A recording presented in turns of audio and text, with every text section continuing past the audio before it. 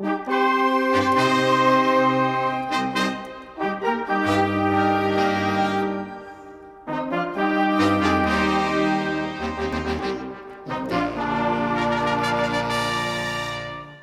Dead Redemption 2 isn't just another open-world game. It's something else entirely. It lingers. It haunts. Months, even years after finishing it, players still talk about Arthur Morgan like he was a real man they knew, flawed, tired, trying to do right before it was too late. But here's the thing. Most people can't quite explain why it hit them so hard. Why this game, of all games, felt like more than entertainment. Why its story carried weight that AAA blockbusters with similar budget never managed to achieve. You felt it, but you probably didn't see it. That's because beneath the gunfights and horseback rides, Red Dead is hiding something powerful, a narrative structure so deliberate, so classically human, that it bypasses your defenses and speaks directly to your soul.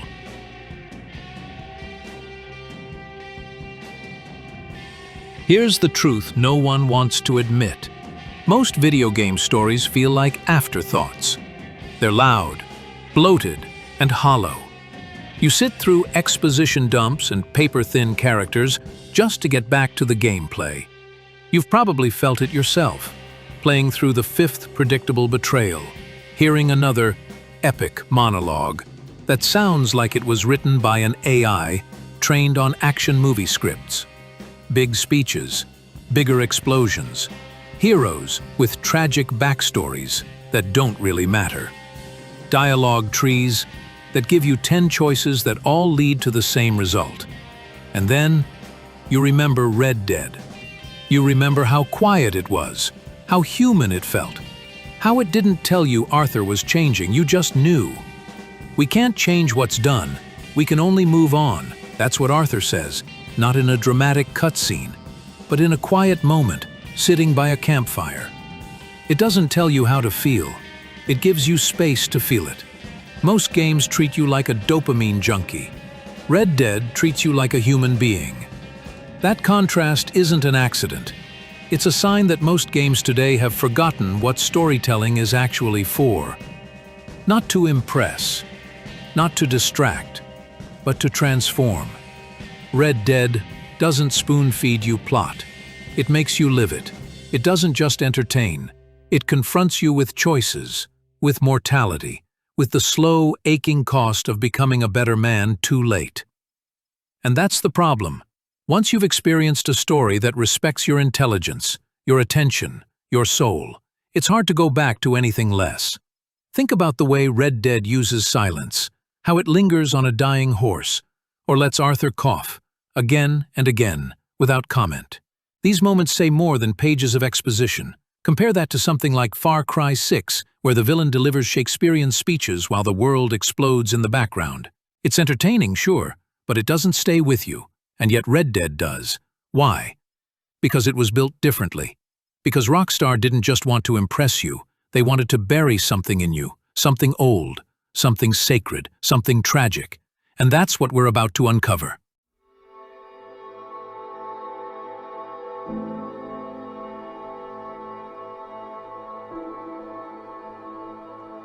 So, what's the difference?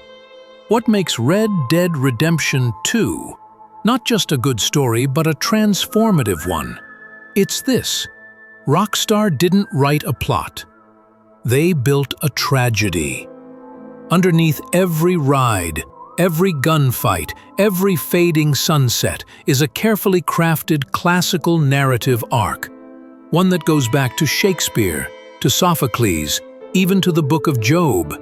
Red Dead Redemption 2 is structured like a 5-act tragedy, just like Macbeth, just like Hamlet, just like King Lear. Arthur Morgan isn't a cowboy. He's a tragic hero, noble, loyal, capable, and doomed. And that's what makes the game work. Let me show you the shape of this hidden structure. Act 1. Exposition. Order. You're introduced to the world, not through a cutscene, but through routine. Campsites, coffee, hunting. The Van der Linde gang still believes in the dream. Arthur is loyal, detached. This is the illusion of control. Act 2. Rising tension. The gang begins to fracture. Dutch gets bloodthirsty. Hosea tries to hold it all together. And Arthur? He starts to notice the cracks. Morality starts knocking. This is hamartia, the tragic flaw revealing itself. Act 3. The turning point. The Saint-Denis bank job. Lenny dies. Hosea dies. Dutch loses his soul. Arthur contracts tuberculosis. It's the irreversible moment. There's no going back. This is the fall. Act 4. The descent. Suffering. Arthur begins to change. He helps others. He forgives. He confesses. He resists Dutch. He becomes what he should have been all along, but he's dying. Time runs out. Act 5. The death and the echo. Arthur gives his life, sometimes for the gang, sometimes for John. Either way, he dies facing the sunrise. The epilogue follows, not to wrap up the plot, but to show the echo of a life changed too late. That's not just good writing, that's structure. And the structure is everything. It's the difference between emotional manipulation and real catharsis, between watching a cutscene and witnessing a fall. Rockstar's writers weren't just inspired by spaghetti westerns, they were drawing from the oldest storytelling traditions we have. The Greek word for tragedy, tragoidia, literally means goat song. It was a ritual, a way for people to confront fate, guilt, death, and come out changed. That's Red Dead Redemption 2. It's not a sandbox, it's a funeral, a sermon, a confession whispered by a dying man. And we played every word of it.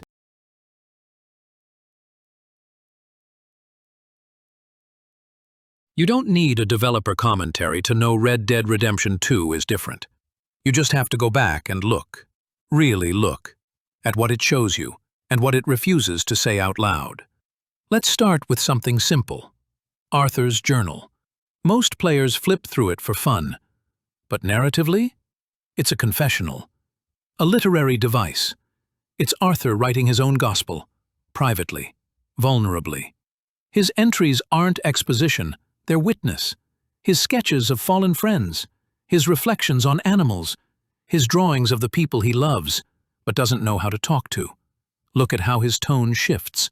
Early entries are cynical, emotionally cold. By chapter 6, he's writing about light, grace, failure, and forgiveness. That's character development without dialogue.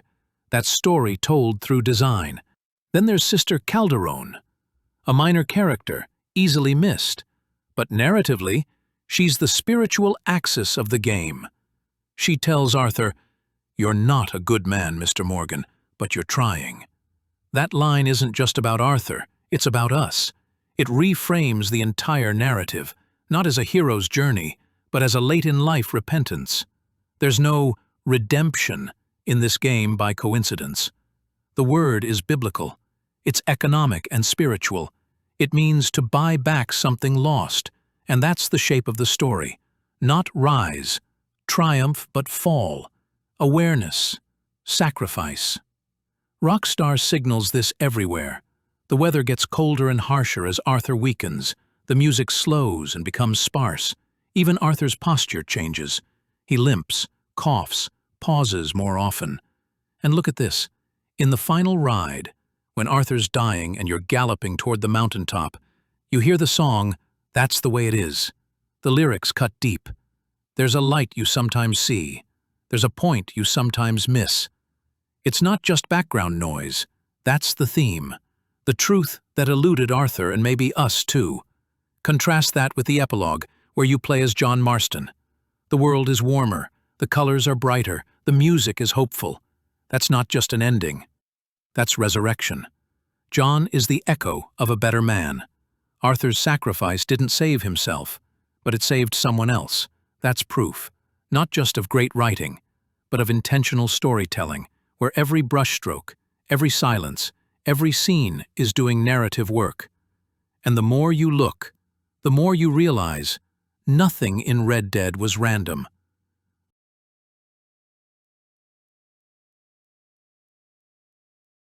Once you see the structure beneath Red Dead Redemption 2, once you understand how it was built, not just written, something changes. You start to see it everywhere. You begin to spot the difference between a game that's trying to impress you and a game that's trying to transform you. You stop falling for noise. You begin to recognize story not as a delivery system for quests or cinematics, but as a kind of moral architecture. And that's powerful, because as a player, you gain something rare in today's saturated media landscape: discernment. You're no longer overwhelmed by content, you're anchored by meaning. You'll know when a story is using you and when a story is inviting you. You'll start asking better questions. What is this game really saying? What do its characters believe about life and death, about justice and mercy? Does this narrative just move, or does it matter? But the benefits don't stop at appreciation. If you're a writer, a game designer, or a storyteller of any kind, then understanding Red Dead's tragic structure becomes a blueprint. It's not about copying Rockstar. It's about learning how to build stories that speak to the soul. Stories where character change is real. Stories where sacrifice has weight. Stories where death isn't just a plot device. It's the price of redemption. This understanding will deepen your creative voice. It'll make your criticism sharper. It'll make your work richer, and maybe, just maybe, it'll make you wrestle with your own story too. Because great games don't just entertain us, they show us what we've become, and what we might still be. This video is just the beginning. Because Red Dead Redemption 2 is not the only game that holds this kind of depth. Beneath the surface of the games we love, the ones that stay with us, years after we play them, there are stories built on the bones of ancient myths, classic tragedies, sacred texts, and silent personal truths. And that's the journey this channel is here to take. I'm building a series that looks at the deep narrative structure of the greatest games ever made. Not just what happens in the story, but how it's told, why it works, and what it says about us. These stories aren't just about their characters, they're about us, our longing, our fear, our failure, our hunger for redemption. So if Red Dead Redemption 2 opened a door for you, if something in it lingered and wouldn't let go, then follow that thread, because the more we study these stories, the more we remember what stories are really for. Maybe you couldn't explain it when you first played Red Dead Redemption 2. Maybe you just knew it meant something, even if you didn't have the words. This channel is for people like you. People who believe that games can be more than noise, that stories are more than tropes, that behind every great character, there might be a soul, not just a script. I make videos that dive deep into the narrative architecture of the greatest games ever made, not to spoil them, but to uncover what makes them work. So if you want to see more, if you want to keep learning the language of meaning in games, then I invite you to hit subscribe.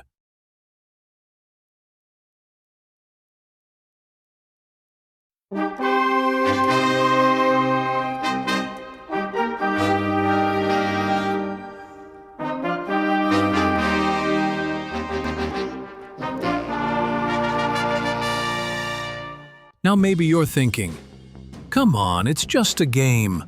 Or maybe, isn't this overthinking it? It's a cowboy shooter, not Hamlet. And I get it. That voice in your head is used to entertainment that asks nothing from you. Just sit back, push buttons, and let the explosions happen.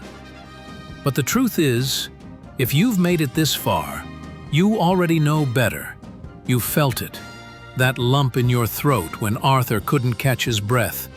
That guilt when you realized you could have helped more people. That silence after the credits rolled, when the world felt emptier somehow. That's not just good graphics. That's not just immersion. That's art doing what art has always done, confronting us, changing us, asking us to live with better eyes. You don't need a PhD in literature to feel it. You don't need to be a writer or a game dev to understand it. You just need to care. And if you care, even a little, about story, character, meaning, or the soul of a thing, then these videos aren't too deep. They're exactly where you belong. So don't let that little voice stop you. You don't have to get every reference. You don't have to agree with every analysis. Just bring your curiosity. Bring your memory of that one moment in Red Dead that made you pause, that made you feel human, and take it from there. Arthur Morgan was never supposed to be a legend. He wasn't the chosen one. He didn't save the world. He didn't get the girl. He didn't get a clean slate. He got something better, a chance to change, and that is the heartbeat of this story. Red Dead Redemption 2 isn't about winning. It's not about power or loot or levels. It's about the slow, painful, almost holy work of becoming a better man too late and doing it anyway. And somehow, in that fall, in that surrender, we find something true. That's why this game lingers. That's why it hurts. Because somewhere inside all of us is a part that still wants redemption, even if we don't know how to ask for it, even if it's already too late. Thank you for watching. Stay curious. Stay human. I'll see you in the next story.